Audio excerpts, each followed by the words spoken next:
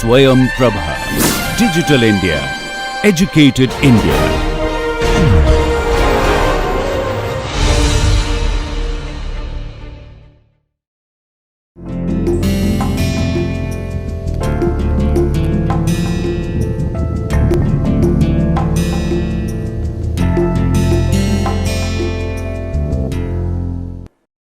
Namaste. Today we begin with a new module which is ecological interactions. In this module we will have 3 lectures. The first is positive interactions. So, we will begin with what are ecological interactions and then move on to the positive interactions that we observe in different ecosystems. Then we will have a look at negative interactions in the second lecture, and the third lecture will be a study of behaviors and behavioral ecology. So, let us begin with positive interactions. So, what are interactions? Interactions are effects or impacts that the organisms in a community have on each other. So, essentially if you see any organism that is there in the ecosystem, it will be doing something, or just by its presence it is taking up some space, and when it does so, it is putting an impact on the neighboring organisms. So, for instance, if you have a forest and in this forest we have this tree. Now, just by its presence here, it will be casting a shadow beneath itself and also to some degree on the sides.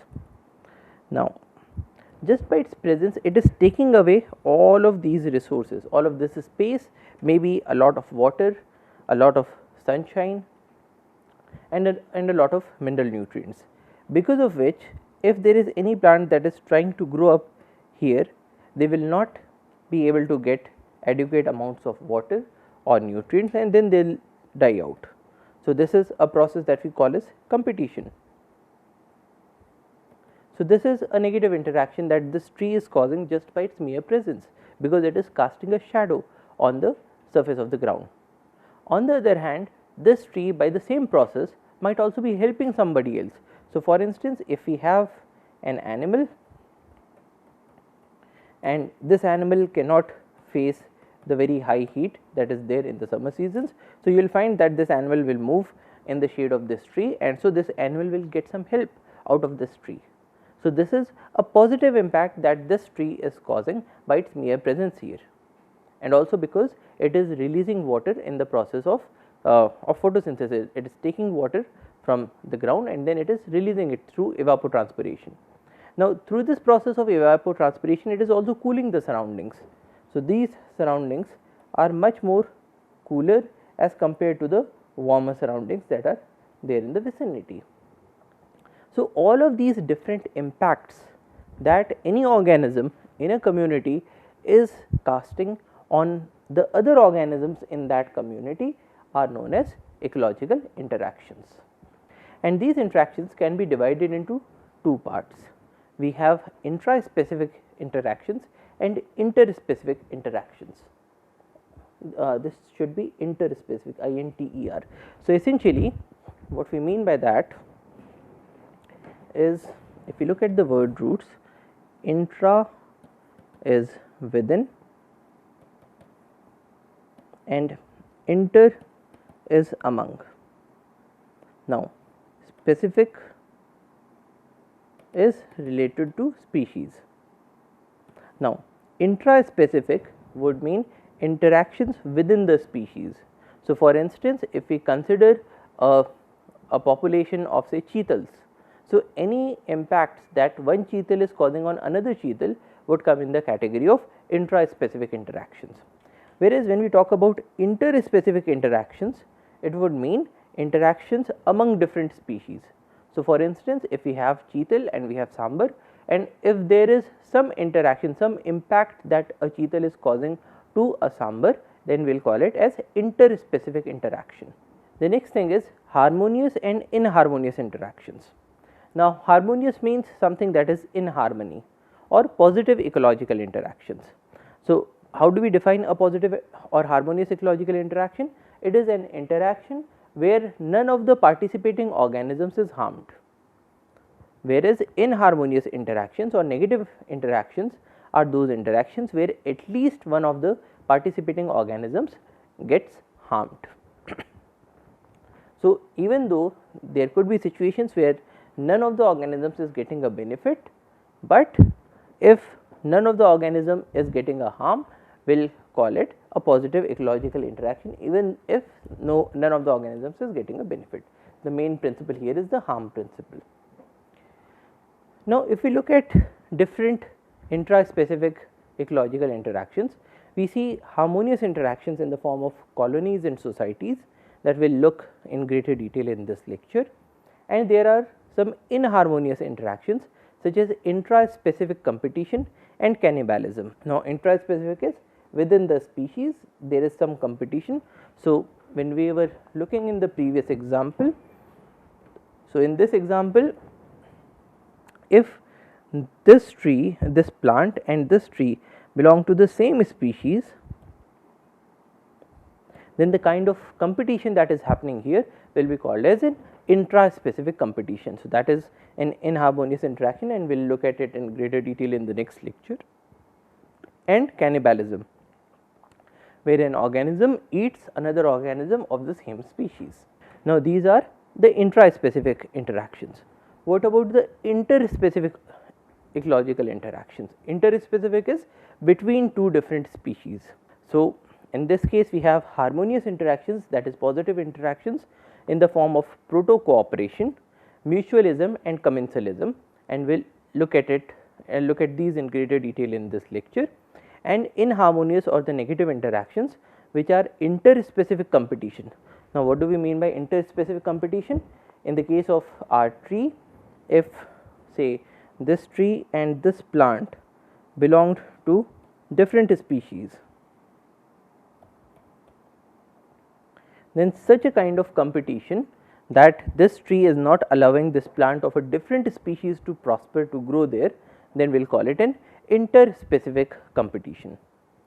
Other examples of inharmonious interactions are parasitism, which is related to the parasites that are found, predatism, which is related to predation or predatory behavior, in which one organism eats another organism of another species. So, this is known as predation. And the third one is amensalism, in which an organism is harming another organism of a different species, even though it is not getting a benefit out of it. Now, we can summarize these interactions in the form of this table.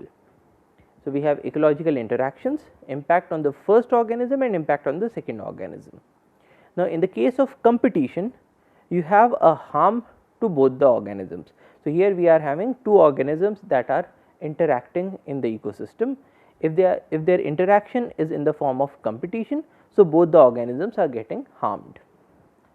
On the other hand, if it is amensalism, then one organism is harmed, whereas there is no impact on the second organism.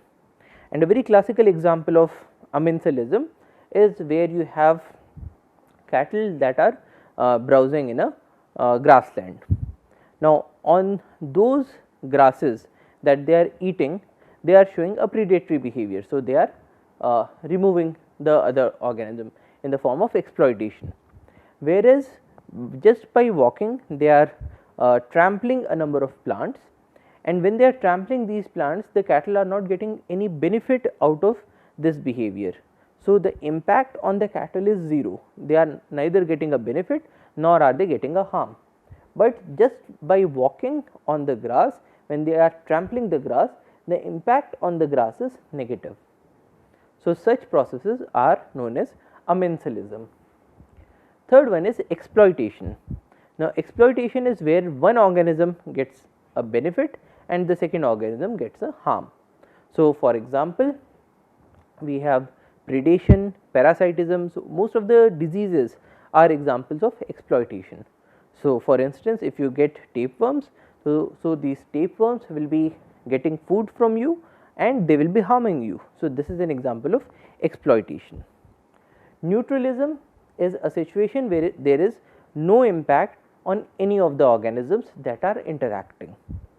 Now, examples of neutralism are very limited, because in a number of situations we have not yet been able to dissect out clearly what are the impacts on the organisms.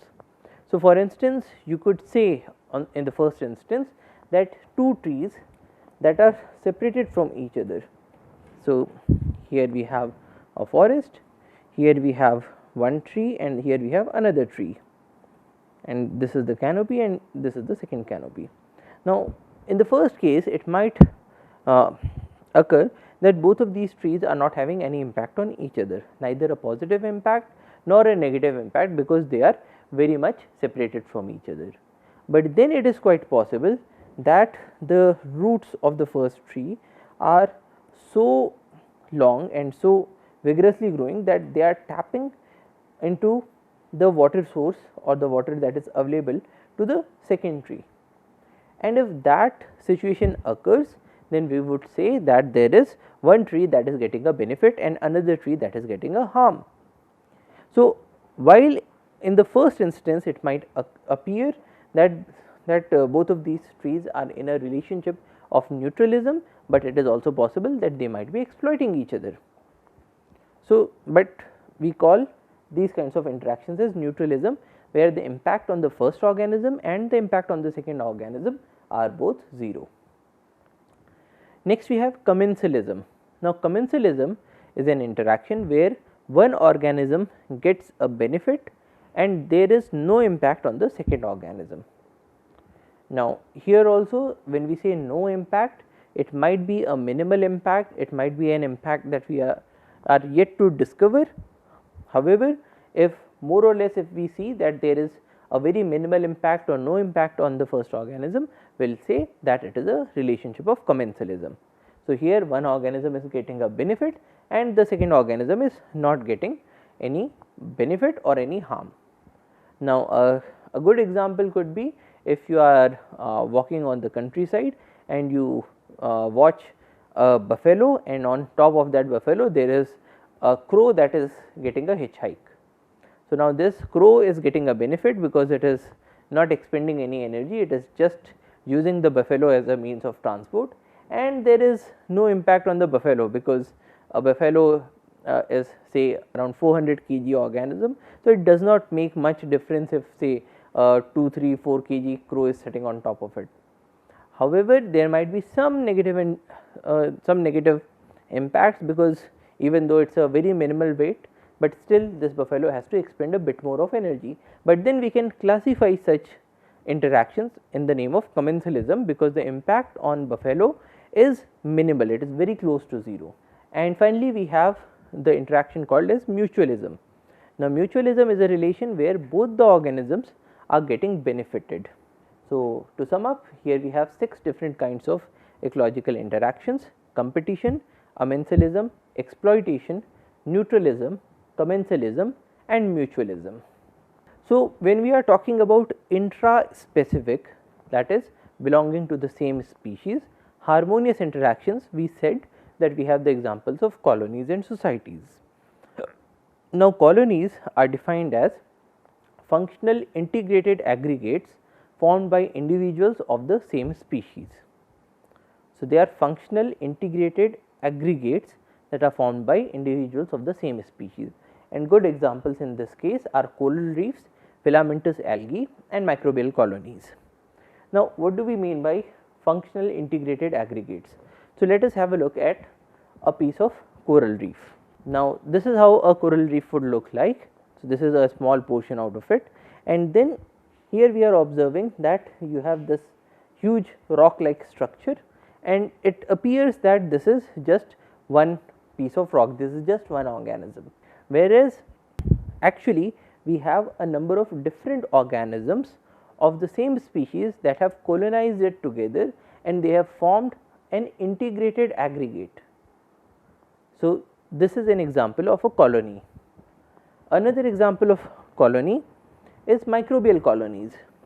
So, for instance, in this petri dish, and this is an image from the Nobel lecture of Alexander Fleming, who discovered penicillin, the first antibiotic. So, here we are seeing penicillium colony. So, this is a colony that is made by a fungus, and here we are having normal staphylococcal colonies. So, all of these are different colonies.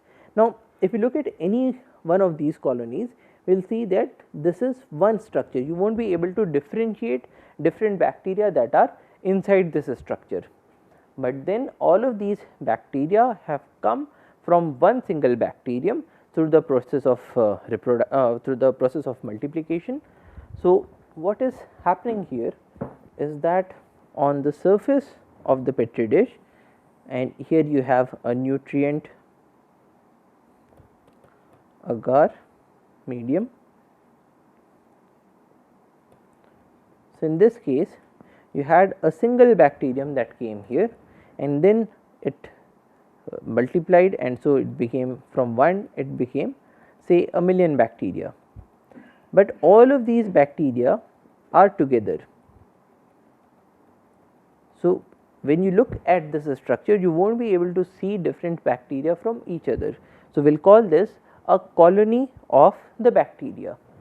So, here we are having colonies of Staphylococcus, which are bacteria, and here we have colonies of fungus, which is the penicillium, and because penicillium is releasing penicillin, so it is able to kill the bacteria. So, this is how penicillin was discovered. So, intraspecific positive or harmonious interactions are colonies, and the second one is societies. Now, what is a society? Interactions for labor division and collaboration among individuals of the same species. So, these are interactions that are for division of labor. So, for instance, when we look at a colony, a society of bee in the form of a beehive, so we will be having a queen bee inside, we will be having a number of drones and a number of worker bees. Now, in that case there is a strict division of labor. So, in the case of the queen bee, her role or her labor is to give rise to a number of eggs, it is to lay eggs. The role of drones is to fertilize the queen, and the role of the workers is to go out for foraging, to get food from outside, to defend the nest, to build up the nest, to take eggs, and when these eggs hatch, to feed the larvae, and so on. So, there is a strict division of labor.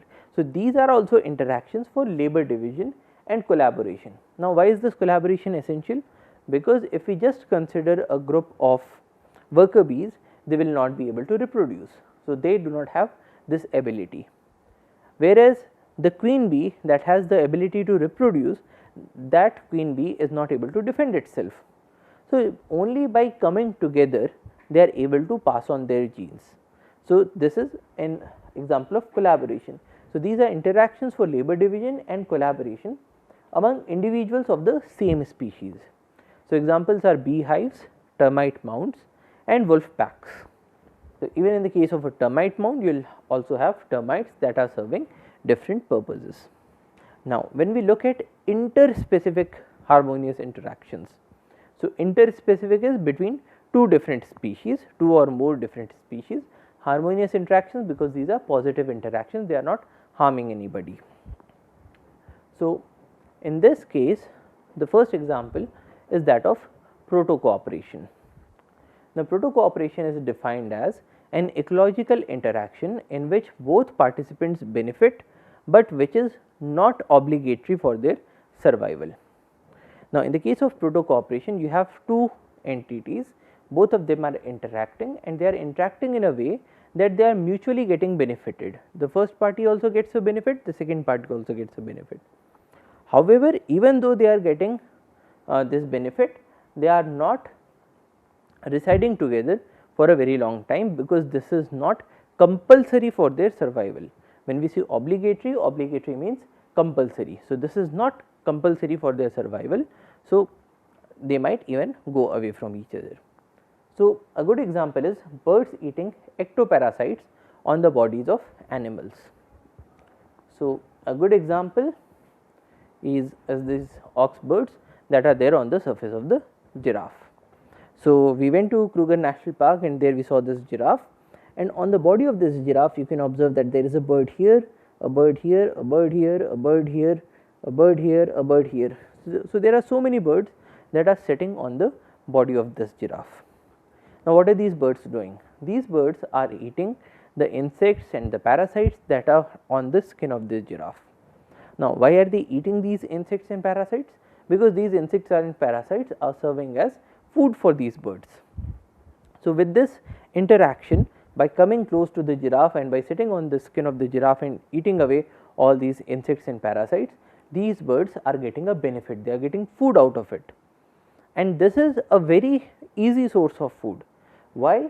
Because if these birds went out into the ground, so it will be very much difficult to see these insects and to eat them, whereas on the surface of this giraffe it is very easy to see these insects. Now, so there is benefit to the first party. Now, what is the benefit to the second party? What is the benefit to the giraffe? Why is this giraffe allowing these birds to come to its body, sit over it and do their job, get their food?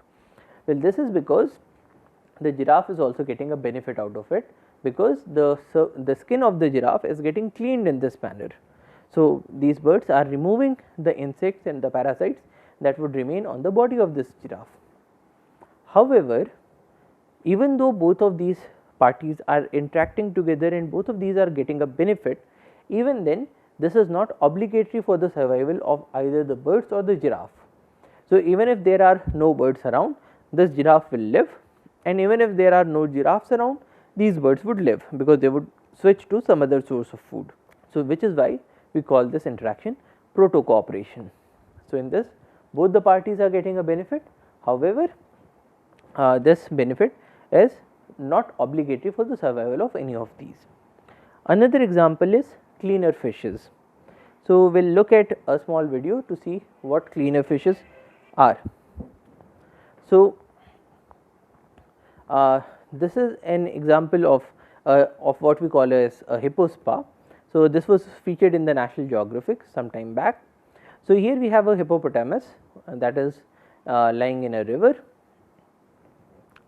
and similar to the case of the giraffe, where we had so many birds that were eating the insects and parasites on its surface, here we have a number of fishes that are known as cleaner fishes that are cleaning the body of this animal, the hippopotamus.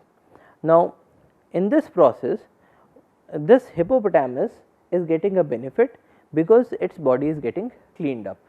So, it will have less number of diseases, whereas at the same time the fishes are also getting a benefit because the dead skin cells of the hippopotamus are serving as food for these fishes.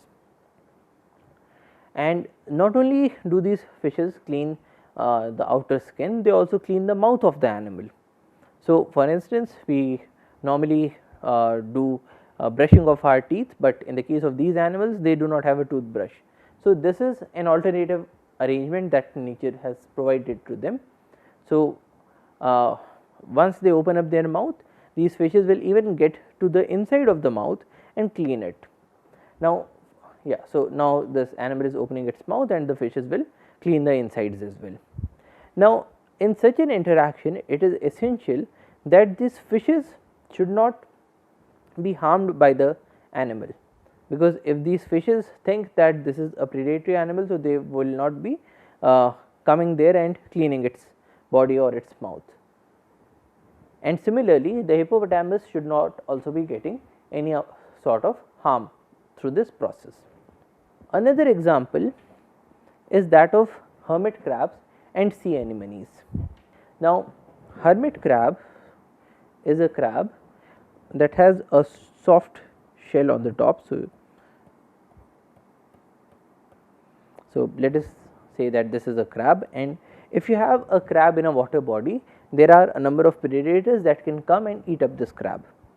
Now, what the hermit crab does is that because it has a soft shell, it will make use of any molluscan shell. So, any CP or any coddy shell that is available.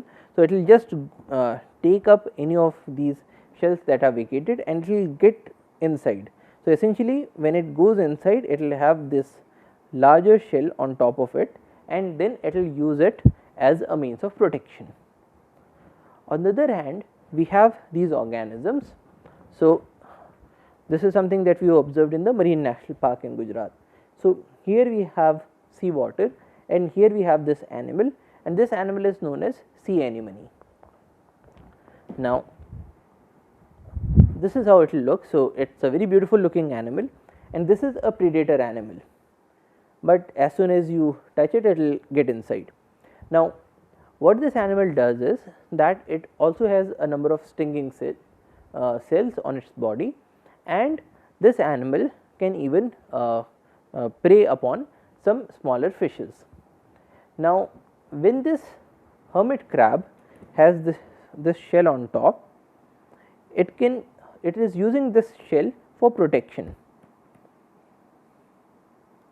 Now, it can get an even better protection if it could go to a sea anemone and maybe take off this small portion and then stick it on top of its own shell. So, in that case, we will have a situation where you have a sea anemone on the top and you have all these tentacles that are around. Now, how does this help? When you have these tentacles which have stinging cells, so a number of fishes will be extremely wary of coming close to the hermit crab. So, this anemone is providing an added protection to the hermit crab. And at the same time, as we observed here in the this video, this animal is a sessile animal. So, it remains attached only at one place. So, if it is found here and only when some fishes come near it will it be able to predate upon those fishes. But then if it has a connection to the top shell of this hermit crab, so this anemone will also get a benefit of transport, which would mean new sources of food. So, in this process, both of these organisms are getting benefit out of each other, and so this is also an example of proto cooperation. Now, why is this proto cooperation? Because you can have hermit crabs that live without a sea anemone on their top, and you also have sea anemones that live without a hermit crab. So, this sort of a relationship is not essential for their survival, but in this relationship both the organisms are getting a benefit. Now, another example or another kind of relationship is known as mutualism. Now, mutualism is an ecological interaction in which both participants benefit and which is obligatory for their survival. So, the only difference here is that both the participants are getting a benefit, but this is also compulsory for their survival. And examples are microbes that digest cellulose in the stomachs of ruminants and the bacterium rhizobium in the root nodules of leguminous plants. Now, how does this relationship work? Now, if we look at the root nodules of leguminous plants such as soya beans, so this is the root of soya bean, and here we will find that it has a number of nodule like structures. So, nodules are these small protrusions that have come up on the surface. Now, these nodules harbor bacteria of the rhizobium species. Now, these rhizobium bacteria get a benefit of shelter and food from the plant. So, when they are here in these nodules, they are getting protected, and at the same time they are getting a free an easy source of food through the plant. And these bacteria are able to fix nitrogen that is found in the air. So, they convert nitrogen into nitrites and nitrates, so that it becomes amenable for absorption by the plant. If you just have nitrogen, the plants are not able to absorb it through their roots, but if you convert them into inorganic minerals like nitrites or nitrates, so in that situation the roots are able to absorb the nitrogen in the form of nitrites and nitrates. So, these bacteria which are found in the legumes, they are benefiting the plants by providing them with nitrogen, which is essential for their growth. So, if you have a plant and you do not give it nitrogen, this plant would die. Now, the presence of these bacteria permits this plant to survive even on those soils that do not have a heavy amount of nitrogen in them, and these plants are permitting these bacteria to survive in those areas where survival otherwise would have been impossible. So, in this case both the organisms, the plant as well as the bacteria, are getting benefit out of each other, and this benefit is so essential for their survival that it is obligatory. So, they cannot live without each other, which is why we call these as mutualism. Now, another sort of interaction goes by the name of commensalism. Now, commensalism is an ecological interaction in which one individual benefits while the other is neither benefited nor is harmed. So, here also we have two different organisms. This is an interspecific interaction and it is a harmonious interaction, it is a positive interaction, nobody gets a harm. However, there is only one individual that gets a benefit, the other individual does not get any benefit. Now, example are bacteria and other microorganisms that live on the skin without being pathogenic or beneficial. So, for instance, if you look at the surface of your hand, if you took a sterile cotton swab and if you moved it across on your hands and if you put it into an agar film, you will find that there are a number of bacteria that grow on the surface. Now, these bacteria are not harming us and neither are they providing us any benefit, but then why are these bacteria lying on the surface? Because they are getting food out of us, because if there are any dead cells, they will act as food for the bacteria. If we give out any oily secretions, that would act as food for the bacteria. So, the bacteria are getting a benefit, whereas we are not getting any benefit out of it. At the same time, we are not getting any harm because of these bacteria, because these bacteria are non-pathogenic bacteria, they are not causing any diseases to us. So, it does not matter to us whether they remain there or not, we are neither getting a benefit nor are we getting a harm. So, such kinds of interactions in which you have a situation where one organism gets a benefit while the other organism neither gets a benefit nor is harmed is known as commensalism. Now, another good example of commensalism is egrets that feed with buffaloes. So, here we have a very interesting example. So, when I was looking out of my building, I saw this wall which was being constructed. So, this is an area in Bhopal that is getting constructed, and here we have this wall and there are a number of egrets. Now, egrets are small birds and these are insectivorous birds. So, they feed on insects, and where do they get these insects from? Well, they will find them in the soil. So, you have these grasses here and these grasses will also be harboring a number of insects. So, there might be some locusts, there might be some grasshoppers and a number of other caterpillars and so on. Now, you have a plentiful supply of food in the form of insects that are found in these grasses, and you have the predator in the form of these egrets. Now, these egrets came to this wall very early in the morning, say around 7 o'clock or even say 6:30, and they would just come here and they would keep on waiting, they would not do anything else. So, we used to wonder what they are doing there, because you have a bird that is hungry, you have insects that are available, why is this bird not getting down and eating the insects? And we used to see this every day. Now, one day when it was a weekend and I was there at home, so I observed that close to around 10:30 or 11, we used to have some buffaloes that came up to these grounds, and immediately when these buffaloes came here, the egrets came down and started feeding on the grass. Now, what is happening here? If if you consider yourself to be an egret and you see this grass around, so this grass would be having a number of insects, but then how do you get to that insect? So, you come down and you find that there is an insect that is behind a leaf. So, insects are also very adept at camouflaging themselves. So, they will not show themselves off. Most of these insects will also be green in color, and when you are around, when an egret is around, these insects would hardly move. So, in that case it becomes very difficult for the egret to catch hold of an insect, or to put it in terms of energetics, the cost of getting an insect is much greater than the benefit that you will get out of eating that insect.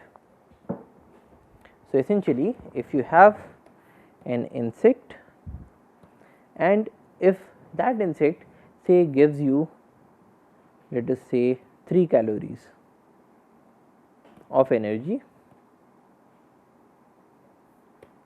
upon being eaten. Now, if you do not have a buffalo around, you go down and you do the foraging and you spend say 5 calories of energy on average per insect that gets eaten. So, what we are saying here is, if you have the birds, if this bird gets down, so basically this bird would be living somewhere else. So, it came to this wall early in the morning. So, it has expended some amount of energy to come to this area that is rich in insects, that is rich in food. So, that has expended some amount of energy. Now, if this bird comes down here, and when it comes down here, it would start searching for insects, and these insects, because they are camouflaged, so this bird will have to spend time, it will have to spend energy to catch these insects. Now, on an average, if you say that looking for insects, because it is energy intensive, suppose on an average you are spending 5 calories of energy per insect that you are able to catch. So, that is the cost of the operation. Now, what is the benefit that you are getting out of it? You have those small caterpillars, or you have these grasshoppers, and you are eating those, and on an average one insect will give you 3 calories of energy. So, on an average we would find that this would become a lossy operation, because the cost of getting the insect is much greater than the benefit that you will get out of eating that insect. So, the bird does not want to spend its energy, it does not want to get into a game that is lossy for it. So, this bird will not get down, it will just keep on sitting there. So, it will sit here, it will not get down. Another thing that adds to the cost is the cost of predation. So, for instance, if you have this ground, you might also see some pariah dogs, some street dogs that can come here, and when these dogs come, they would want to eat the birds. So, they might chase the bird, or they might even try to attack the birds.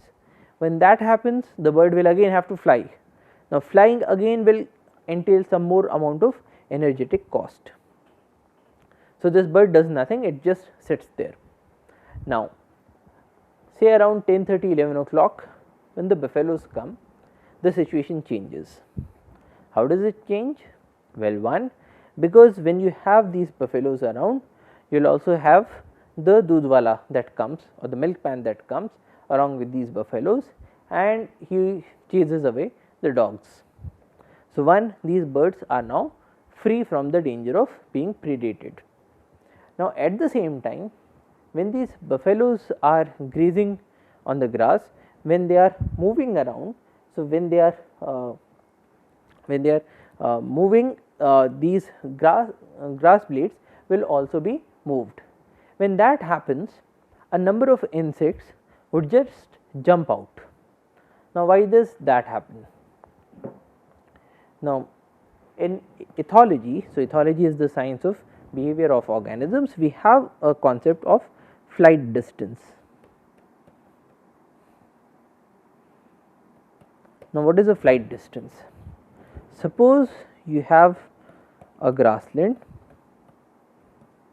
and suppose you have an animal, say a cheetal, that is standing here. Now, you are here and you go towards the cheetal. Now, you are say at a distance of around say 200 meters. Now, at 200 meters this cheetal feels that it is extremely safe. So, you will not be able to just jump and grab this cheetal because you are very far apart. Now, you move closer. So, now say you are 150 meters away from the cheetal. Now, this cheetal is getting more and more alarmed because it is getting this sense that you are getting close to it, but still you are 150 meters away. So, it does not have to worry about you. Next you come even closer. So, now you are 100 meters away. So, now this cheetal is extremely anxious, but still it waits because if it saw you and started running, so it is also expending its energy. So, it always has to make this decision whether I should run away or whether I should continue to eat these grasses, because this cheetal is here in the grasses because it is eating the grass, it is getting food from the grasses. Now, if it runs away, it will not be able to get this food.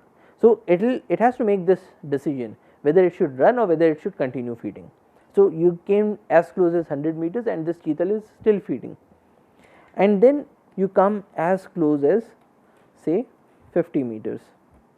Now, when you come as close as 50 meters, now this cheetal thinks that you are so close that now if anything happens you can jump and you can grab this cheetal. So, what will this cheetal do?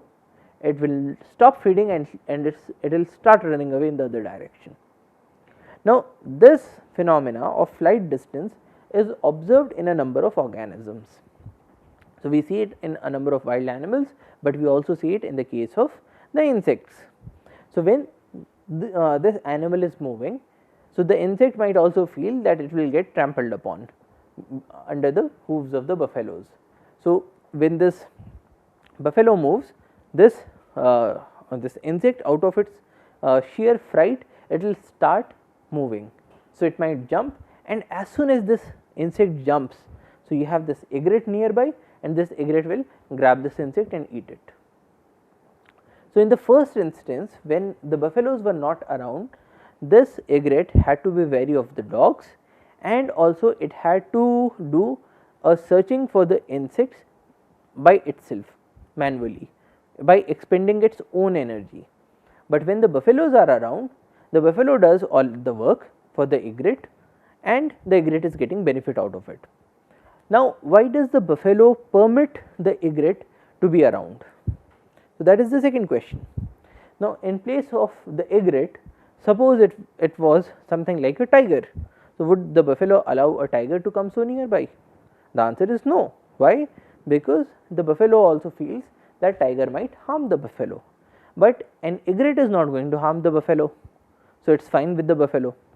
At times you will also observe that this egret will come on top of the body of the buffalo and will hitchhike for some distance. The buffalo does not mind that as well. So, in this example what we are observing is that we have two organisms that are interacting. One is the egret, the second is the buffalo. One organism is getting a benefit out of this interaction, the egret is getting the benefit. So, you will always observe that the egret comes close to the buffalo will never go close to the egret because the buffalo is not getting any benefit out of it. But at the same time the buffalo is also not getting any harm out of this interaction. So, such an interaction where you have two different organisms in the community, one gets a benefit, the second neither gets a benefit nor gets a harm, goes by the name of commensalism. So, this is a commensal relationship between both of these. So, in today's lecture what we observed is that we have a number of ecological interactions.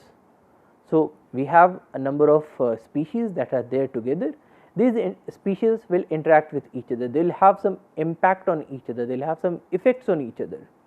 Now, these effects could be voluntary effects where an animal is doing something, or these could be involuntary effects just because of the presence of that organism or the animal that is there. and these impacts can be positive on other organisms or they can be negative on the other organisms. If these are positive interactions, we call them harmonious interactions. So, what are the key terms that we have in this lecture? We have interactions, and these interactions can be harmonious or they can be inharmonious. Inharmonious is somebody is harmed, and here somebody is one of the two organisms that are interacting with each other. In the case of harmonious interaction, you have nobody, or let us say nobody of the parties gets harmed. So, that is one sort of a classification. Another classification is whether these interactions are intraspecific or whether they are interspecific. Now, intraspecific is within same species, and interspecific is among different species. So, for instance, in this image, if we have an interaction between this egret and this egret, that is an intraspecific interaction, or between this buffalo and this buffalo, this is an intraspecific competition, an intraspecific interaction. So, for instance, they might be competing against each other. If this buffalo eats up most of the grass, the second buffalo might not be able to get enough amount of grass. Or for instance, if this buffalo is trying to mate with, say, this buffalo, and this buffalo is also trying to mate with this buffalo. So, both of these buffaloes are competing against each other. So, these are examples of intraspecific interactions. But when we consider the interaction between the egret and the buffalo, we have an interspecific interaction. Then we looked at some harmonious interactions that were intraspecific and some harmonious interactions that were interspecific. So, in the case of intraspecific interactions, we looked at colonies and we looked at societies. Now, colonies, good examples are colonies of corals, or say colonies of bacteria or microbes that are there on the agar plate. Now, in the case of colonies, the organisms are so close together that they behave as a single unit, whereas in the case of societies, you have different organisms that are living together. There is a division of labor and then they are helping each other. A very good example is a society of honeybees. So, where you have the queen bee, the worker bees and the drone bees. Now, in the case of interspecific interactions, we saw a number of examples. So, some examples are commensalism, mutualism, then we had proto-cooperation. So, now in the case of proto-cooperation, you had both the organisms that were getting a benefit, but this is not obligatory for their survival, they can live even otherwise. So, you had this example of giraffe and the birds. So, the giraffe is providing food to the birds are removing insects from the giraffe, and so both are helping each other, but they can remain away from each other. In the case of mutualism, again you have a situation where both the parties are helping each other, but this is obligatory for their survival. You have rhizobium in the root nodules of leguminous plants. If you remove the rhizobium, the plant would die. If you remove the plant, the rhizobium would die, and both are helping each other because rhizobium is providing nitrogen as a nutrient to the plants, and the plants are providing shelter and food to the rhizobium. So, both are getting benefit out of it, and if you remove this interaction, both the parties would die off. So, that was the second harmonious interaction, and the third one was commensalism that we just looked at. So, we will continue this lecture with the negative interactions in the next lecture. So, that is all for today. Thank you for your attention. Jai Hind.